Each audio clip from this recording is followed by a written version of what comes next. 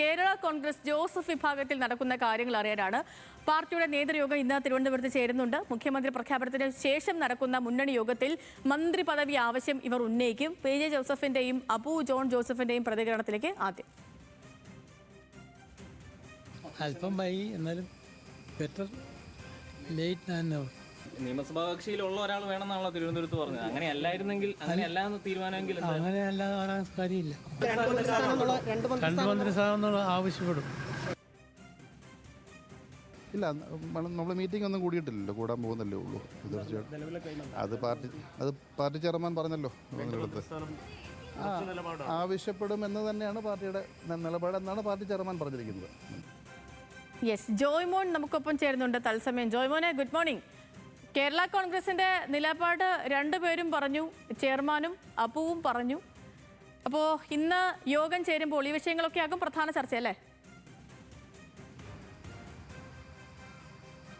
തീർച്ചയായും. Good morning Sethu. തീർച്ചയായും സേതു പറഞ്ഞതുപോലെ തന്നെ, അതായത് നമുക്കറിയാം മുഖ്യമന്ത്രിക്കായുള്ള കാത്തിരിപ്പ് ഏറെക്കുറെ ഇന്നത്തോടുകൂടി അവസാനിക്കും, അല്ലെങ്കിൽ അവസാനിക്കുമെന്നൊരു പ്രതീക്ഷയിൽ തന്നെയാണ് മുന്നണിയുടെ എല്ലാ ഘടകകക്ഷികളും പോകുന്നത്. അപ്പോൾ ജോസഫ് വിഭാഗത്തിൻ്റെ ആയാലും ഈ മുഖ്യമന്ത്രി പ്രഖ്യാപനത്തിന് ശേഷം അവരുടെ നിർണായകമായ നേതൃയോഗവും ഇന്ന് തിരുവനന്തപുരത്ത് ചേരുന്നുണ്ട്. അതിനായിട്ടാണ് ഈ പാർട്ടി ചെയർമാനായ പി ജെ ജോസഫും അതുപോലെ തൊടുപുഴയുടെ നിയുക്ത MLA അബു ജോൺ ജോസഫും കൂടെ അല്പം മുമ്പാണ് ഈ പുറപ്പുഴയിലെ വീട്ടിൽ നിന്ന് തിരുവനന്തപുരത്തേക്ക് യാത്ര തിരിച്ചത്. എന്തായാലും MLA ഹോസ്റ്റലിൽ ഉച്ചയ്ക്ക് ശേഷമായിരിക്കും ഈ യോഗം ചേരുക. നമുക്കറിയാം ഫ്രാൻസിസ് ജോർജ് MP അടക്കമുള്ള നമുക്കറിയാം ഈ തെരഞ്ഞെടുപ്പിൽ 7 MLA-മാരുണ്ട് ജോസഫ് വിഭാഗത്തിന്. അപ്പോൾ ഈ 7 MLA-മാരും ഈ തിരുവനന്തപുരത്ത് നടക്കുന്ന യോഗത്തിൽ പങ്കെടുക്കും. അതുപോലെ മറ്റ് പ്രധാനപ്പെട്ട നേതാക്കളും ഉണ്ടാകും. എന്തായാലും ഈ മുഖ്യമന്ത്രി പ്രഖ്യാപനം വൈകിയതിൽ ജോസഫ് വിഭാഗത്തിനുള്ള അതൃപ്തി അല്ലെങ്കിൽ നീരസം രണ്ടുപേരും പ്രകടിപ്പിക്കുന്നുണ്ട്. അതായത് ബെറ്റർ ലേറ്റ് ദാൻ നെവർ എന്നാണ് പി ജെ ജോസഫ്, അതായത് ജോസഫ് വിഭാഗത്തിൻ്റെ ചെയർമാനായ പി ജെ ജോസഫ് പറഞ്ഞു വെക്കുന്നത്. അതായത് ഒരു തീരുമാനം ഉണ്ടാകുമല്ലോ, അല്ലെങ്കിൽ മുഖ്യമന്ത്രി ഇല്ലാണ്ടിരിക്കുന്നില്ലല്ലോ എന്നൊരു ആശ്വാസം അല്ലെങ്കിൽ നീരസം കൂടി പറയുന്നുണ്ട്. എന്തായാലും ഈ മുഖ്യമന്ത്രി പ്രഖ്യാപനം കഴിഞ്ഞു കഴിഞ്ഞാൽ മറ്റൊരു പ്രധാനപ്പെട്ട കാര്യം ഈ ഭരണ അല്ലെങ്കിൽ മന്ത്രിസഭാ രൂപീകരണമായിരിക്കും. അതിൽ ഈ ജോസഫ് വിഭാഗത്തിന് നമുക്കറിയാം ഈ തെരഞ്ഞെടുപ്പിൽ ഒരുപാട് വിട്ടുവീഴ്ചകൾ മുന്നണിക്കായി ചെയ്ത പാർട്ടിയാണ് കേരള കോൺഗ്രസ്. ജോസഫ് നമുക്കറിയാം ഇടുക്കി സീറ്റ് ഉൾപ്പെടെ വിട്ട് കൊടുക്കുന്നൊരു സാഹചര്യം ഉണ്ടായി. എന്തായാലും അതിൽ ആവശ്യപ്പെട്ട അല്ലെങ്കിൽ മുന്നണിക്കായി പലവിധ വിട്ടുവീഴ്ചകൾ നടത്തിയിട്ടുണ്ട്. അതിൻ്റെ ഒരു പരിഗണന എന്നോണം അല്ലെങ്കിൽ അവർ ആവശ്യപ്പെടാൻ പോകുന്നത് ഈ യോഗത്തിൽ 2 മന്ത്രിസ്ഥാനമായിരിക്കും. അതായത് നമുക്കറിയാം ഇതിന് മുൻപ് ഈ അധികാരത്തിലുണ്ടായിരുന്ന സമയത്ത് 2 മന്ത്രിസ്ഥാനം ഒരു ചീഫ് വിപ്പ് സ്ഥാനവും കൂടി കേരള കോൺഗ്രസ് ജോസഫ് വിഭാഗത്തിൽ ലഭിച്ചിരുന്നു.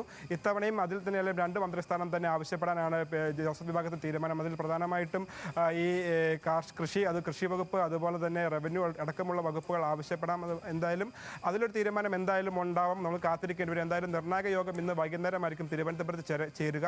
അതിൽ ഏറ്റവും പ്രധാനപ്പെട്ട കാര്യമാകാൻ പോകുന്നത് ഈ ജോസഫ് വിഭാഗത്തിലെ മന്ത്രിസ്ഥാനം ഉൾപ്പെടെയുള്ള കാര്യങ്ങളായിരിക്കും. അതുപോലെ തന്നെ ആയാലും ഈ ഘടകകക്ഷികളുടെ തീരുമാനങ്ങൾ എന്താണ്, അതായത് മുഖ്യമന്ത്രി പ്രഖ്യാപനവുമായി ബന്ധപ്പെട്ട് ഘടകകക്ഷികൾ തീരുമാനം ആവശ്യപ്പെട്ടപ്പോൾ തങ്ങൾക്ക് പറയാനുള്ളത് ജോസഫ് വിഭാഗം പറഞ്ഞു. അതായത് ഈ MLA-മാരിൽ നിന്നൊരാൾ മുഖ്യമന്ത്രിയാകണം എന്നൊരു കാര്യം കൂടി വീണ്ടും അവർ ആവർത്തിക്കുന്നുണ്ട്. എന്തായാലും നമുക്കറിയാം കാര്യങ്ങൾ ഏറെക്കുറെ അവസാന ഘട്ടത്തിലേക്ക് എടുത്തു.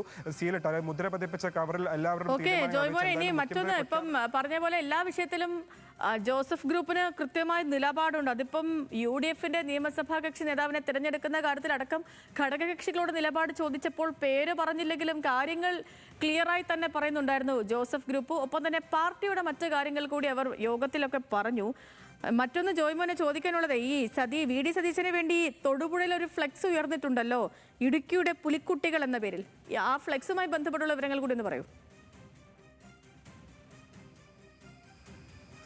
തീർച്ചയായും സേതു, നമുക്കറിയാം ഈ തൊടുപുഴയിൽ, അതായത് ഈ തെരഞ്ഞെടുപ്പിന് ശേഷം അല്ലെങ്കിൽ തെരഞ്ഞെടുപ്പിൽ മികച്ച വിജയം UDF സ്വന്തമാക്കുന്നതിന് പിന്നാലെ ഈ മുഖ്യമന്ത്രി തർക്കം രൂക്ഷമായിരുന്നു. ഇതിനിടെ പലയിടങ്ങളിൽ നമുക്കറിയാം കേരളത്തിൽ അങ്ങോളം ഇങ്ങോളം ഫ്ലെക്സുകളും പോസ്റ്ററുകളും ഉയർന്നു. അതിൻ്റെ തുടർച്ചയെന്ന് തൊടുപുഴയിലും ഉണ്ടായിരുന്നു. പക്ഷേ ഇതെല്ലാം പ്രധാനപ്പെട്ട കാര്യം എന്ന് മനസ്സിലാക്കേണ്ടത്, അതായത് ഈ അണികളുടെ അമിതമായ ആവേശപ്രകടനം അല്ലെങ്കിൽ ആഹ്ലാദ പ്രകടനമായിട്ട് അവർ തെരുവിലിറങ്ങിയപ്പോൾ അല്ലെങ്കിൽ നിരത്തിലിറങ്ങിയപ്പോൾ ഈ അണികൾക്കെതിരെ നടപടികൾ സ്വീകരിച്ച ഒരേ ഒരു ജില്ലാ നേതൃത്വം ഇടുക്കിയിലാണ്. അതായത് നമുക്കറിയാം ഇതുപോലെ ഫ്ലെക്സുകൾ സ്ഥാപിച്ചതിനും അതുപോലെ തന്നെ പ്രകടനം നടത്തിയതിനും 4 പേർക്കെതിരെ നടപടി സ്വീകരിച്ചിരുന്നു. പക്ഷേ അതിനെല്ലാം പിന്നാലെ ഈ പ്രകടനങ്ങൾ അവസാനിപ്പിക്കണമെന്ന് പല നേതാക്കൾ ആവശ്യപ്പെടുകയും ഉൾപ്പെടെയുള്ള ഹൈക്കമാൻഡ് ഉൾപ്പെടെ കർശന നിർദ്ദേശങ്ങൾ ഉണ്ടായാലും അതിൻ്റെ തുടർച്ചയെന്നോണം ഇന്ന് വീണ്ടും ഒരു ഫ്ലെക്സ് തൊടുപുഴയിൽ പ്രത്യക്ഷപ്പെട്ടിരുന്നു. അതായത് നമുക്കറിയാം സതീശന് വേണ്ടിയാണ് ഇപ്പോൾ ഫ്ലെക്സ് ഉയർന്നത്. അതിൽ പറയുന്ന കാര്യം നിയുക്ത മുഖ്യമന്ത്രിക്ക് അഭിവാദ്യങ്ങൾ. അതുപോലെ തന്നെ നമുക്കറിയാം ഇടുക്കിയിൽ 5 സീറ്റും UDF വിജയിച്ചിരുന്നു. അപ്പോൾ ആ 5 നിയുക്ത MLA-മാരുടെ ചിത്രങ്ങളും ഫ്ലെക്സിലുണ്ട്. അപ്പോൾ നമുക്കറിയാം മിനി ലോറി വർക്കേഴ്സ്, അതായത് കാഞ്ഞിരമറ്റം ബൈപ്പാസിലാണ് ഇത്തരത്തിലൊരു ഫ്ലെക്സ് വീണ്ടും പ്രത്യക്ഷപ്പെട്ടത്. ഇന്ന് രാവിലെയായിരുന്നു ഈ ഫ്ലക്സ്